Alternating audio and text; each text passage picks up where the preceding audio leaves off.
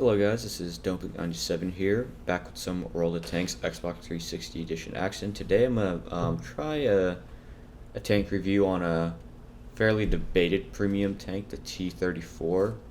Now what do you need to know about the T-34? Well, in terms of playstyle, it has to be played like a support despite being a heavy tank, due to low rate of fire, pretty weak hull armor for tier 8 considering it does not see premium matchmaking and can meet tier 10s, and a below average amount of hit points at 1500. Now here's the armor profile for the T-34, 102 on the front plate, 76 on the sides, 51 at the rear for the whole armor, so you're not going to be bouncing too much in this even if you are a top tier tank. The front of the turret is based off the T-30 turret, so you're looking at 200 in the rear, 127 on the sides, and over 270 on the front, plus the gun manlet, which basically makes the front of the tank impenetrable, only being penetrated by very high penetration TDs and probably mediums. I don't think if any heavies can fire heat, it probably won't work. APCR has a better chance of going through the manlet. Now I will say, with this turret being absolutely fantastic in most situations, it does have a few problems. Because the sides are 127 millimeters thick, going up basically until like the front of the turret slash the gun mantlet, these cheeks, right? These cheeks in the turret, where that little hook is, between there and the star is a popular place to shoot the T-34, because if it gets into a tier 10 matchup, tier 10 guns will be able to go through the cheeks of the tank despite even some angling. Also, this little piece of armor that's right above the gun, you can see it there, right above the gun manlet, that is flat, and if an enemy is close enough to you and you're trying to face hug them, if they are of equal height to you and they can shoot there, that's actually a very easy spot to be penetrated. It's not that thick, surprisingly. Also, the spot where the turret goes right and left, if you have something shooting APCR at you, so if you have some tier 9 mediums, tier 10 mediums firing at you from the right angle, even when this is angled upwards, they can be penned. They are not very thick. And obviously the cupola is very, very large. I mean, if we just look at it from the front of the tank, you can clearly see it. It is very dominant.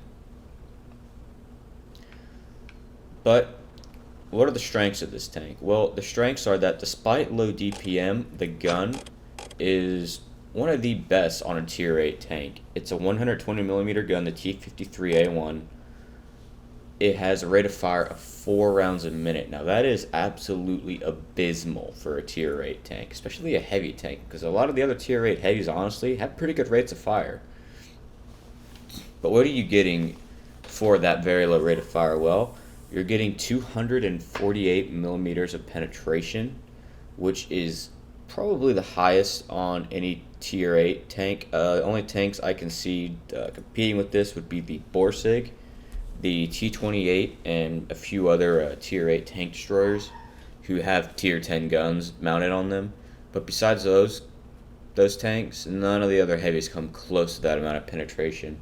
And this tank fires APCR as gold ammunition, so you get nearly 300 millimeters of penetration with those gold, or with those, well, I can't say gold because you can buy them with silver, so let's say premium rounds. And that gives you a large degree of flexibility, because if you are in a tier 10 game, you can do extremely well for yourself if you would like to fire some of those. The HE has, average penetration of about 60 millimeters. With 515 average damage. I don't find myself using HE a lot due to the long reload. Usually you don't have the time to quickly switch ammo, and yeah, the accuracy is pretty good at .34, but the aim time, once again, another balancing factor against the gun. 3.4 seconds aim time, which is on the derpy level of the Russian guns, so you definitely have to carry some vert stabs on this tank if you want to get that down to a more reasonable amount. The traverse is pretty low for a heavy at 22 degrees a second. The only tanks that I can think of in its own tier that are lower than this I know are the KV4, the KV5, and maybe some of the very heavily armored tank destroyers, like the T-28. I'm not sure on that. but this, you definitely do feel this traverse speed. It is very low. And the turret traverse speed, same thing, 18 degrees a second, very slow, but you know, the turret is very strong, so I guess that's okay. The view range for a premium tank obviously can't be that high as a balancing factor, so 360 meters, you will need your team to be spotting for you. And as you have to play this tank like a support role, once again, that's just even more emphasized that you do have to rely on your team to a certain extent. And also another thing is the ground resistances on this thing. I don't have the official stats on because they're soft stats, but this tank is very sluggish on medium to soft terrain. On hard terrain, it's fine, but it is very sluggish. And this is the equipment loadout I would recommend you use. Enhanced gun lane drive to plus 10% to aiming speed. So, you know, taking off about, what, a good 0.3 seconds on that aim time, getting it down to maybe 3 seconds. Improved ventilation, as always, I recommend you carry this on all your tanks. Improve all crew skills, plus 5%. And the large caliber gun rammer, because the abysmal rate of fire at 4 rounds a minute really needs a buff. It really does. Well, I don't mean literally by wargaming, but I mean it needs a way to get higher. So I recommend that and vents, because with these two you can boost the rate of fire up to about 15% higher than it would normally be. So instead of having a 15-second reload, I know I have about a 12.5-second reload on this tank. And this is my loadout on this tank. I carry 24 AP rounds, 4 APCR, and 6 HE. I don't carry that many APCR because I rarely find myself needing to use it, and because of the slow rate of fire, I mean, it would take me about 50 seconds to dish out all this APCR, so, you know, it's a good setup. I carry 6 HE, which I don't really know why. Oops, no. Let's carry 4 HE, 5 and 5. Yeah, there we go. And I carry a small repair kit, first aid and fire extinguisher, kind of normal. If you have the money for premium consumables, go ahead and use that for yourself. And on my crew, I'm pretty sure, yeah, this is a pretty new crew in this tank. I recommend in all your heavy tanks getting repairs first, and then 6th Sense. So repairs so you can get out of situations you might get tracked and be very exposed. 6th Sense so that you might not walk into those situations. Alright, well, I think that's everything you would need to know about this tank in terms of stats. So let's hop into some gameplay.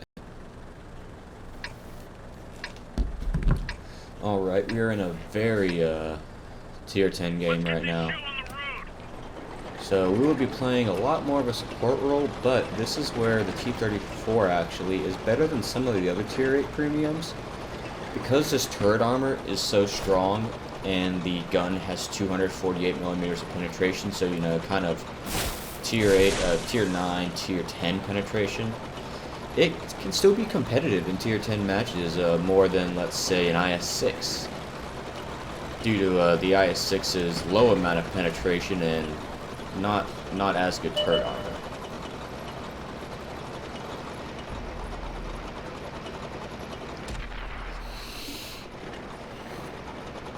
Yeah, those leopards move fast. I tell you boys what. The enemy team does have some very strong tier 9 and 10s. They do have a good amount of mediums though, and the more weakly armored mediums, so it's not too bad for us. Although I will say we are very far up, so we need to be very careful about how we play this battle, because we have very poor view range for this matchup, and our whole armor will not hold up against any of these tier 10 guns, so we must play very, very carefully.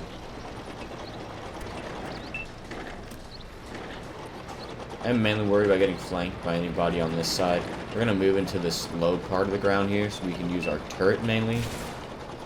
And yep, the T-34 is already getting shot at.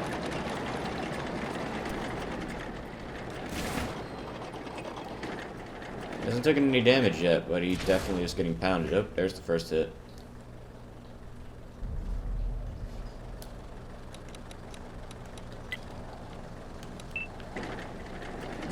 The lemming train is living up to its name right now. We have about 90% of our team on the other flank. It's just me and this 1E4 defending this flank, and like I said, if that Bat Chat makes a run over here with that Lorraine or their Leopard, we will be in some trouble. And also the Leopard driver is driven by a former, so most formers have more knowledge than people who don't go on there. Hence why they must be doing what they're doing. Okay. We did get spotted. Now, where is he? I would think I would be able to, yeah. Like I said, if a medium gets over here, we'll be in some trouble. Target locked. My main worry right now is actually artillery, because they already might know that if he's a smart artillery, will know that this is such a large force of enemies that really in all reality trying to break through there. Fallen tree. 2 fallen trees.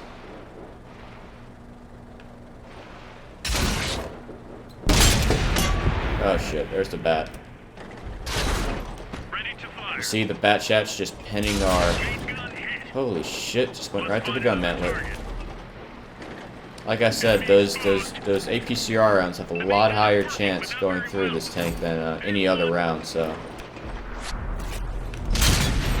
Only tracking the T-29 there. The Leopard 1 and the Bat Chat are here to help these guys. And, well, we are in a very, very tricky spot with these guys, because the Leopard 1 apparently has enough pen to go through what is undoubtedly our strongest armor. So, man, I'm surprised by that. I honestly did not think he would have enough pen to just cut through the gun mantlet like that. That's very surprising. This E100 could just be waiting for me. He might have, like, you know, an HE round loaded, just pop one right into me. Son of a gun. That Leopard 1 is just tearing me apart. On the bright side, we did just get a healthy amount of spotting damage. Bouncing off the Leopard 1 turret, can I say we hit it at a bad angle. Ready to fire. Let's find another target. I don't know why those people are still camping the base, because it's obvious that, you know, they're still over there. That if they're pushing that flank, they don't need help in that flank. We need help over here. But as it's this World of Tanks, most radial commands go unanswered.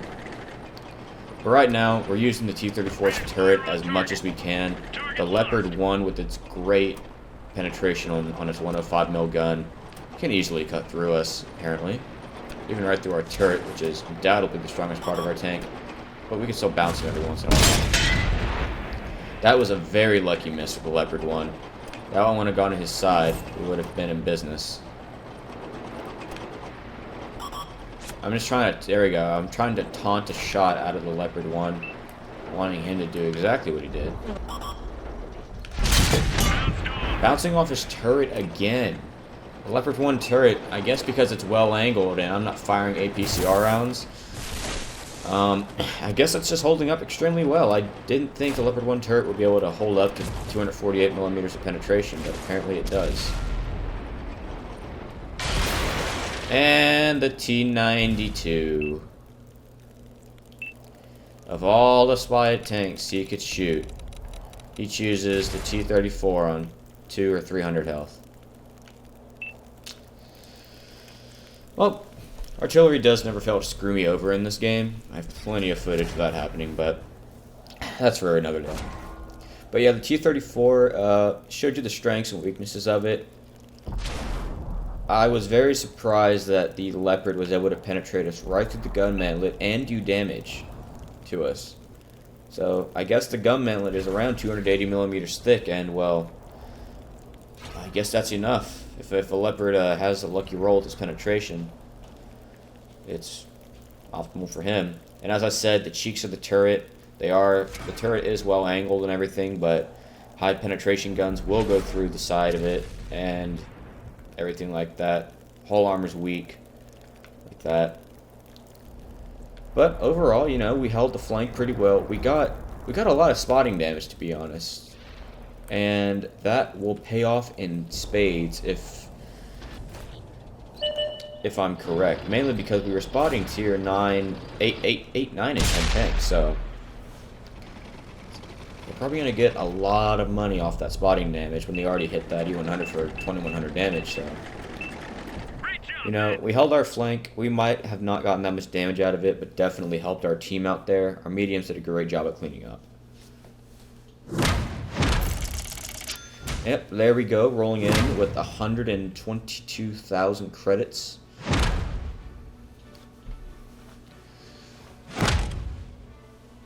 So let's see what we did. We did 749 damage just due to the fact that we were shooting at tier 10 tanks, and the Leopard 1 was harassing us a lot, so we couldn't come out too much. We did manage to do 3,400 spotting though, due to the T-34's rather strong head. We were able to just keep poking out, spotting. The artillery was very smart in realizing that that's where it needed to shoot. Without the ops, we still would have made around 90,000 credits there. Our operation rewards were 32,000 credits, so would have made around 90,000 credits there. So yeah, a very solid game in the T-34.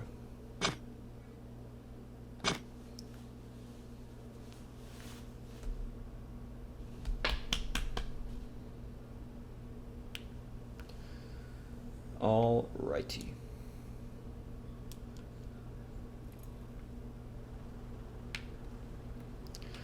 Alright, let's pick up another. Let's continue with the T-34.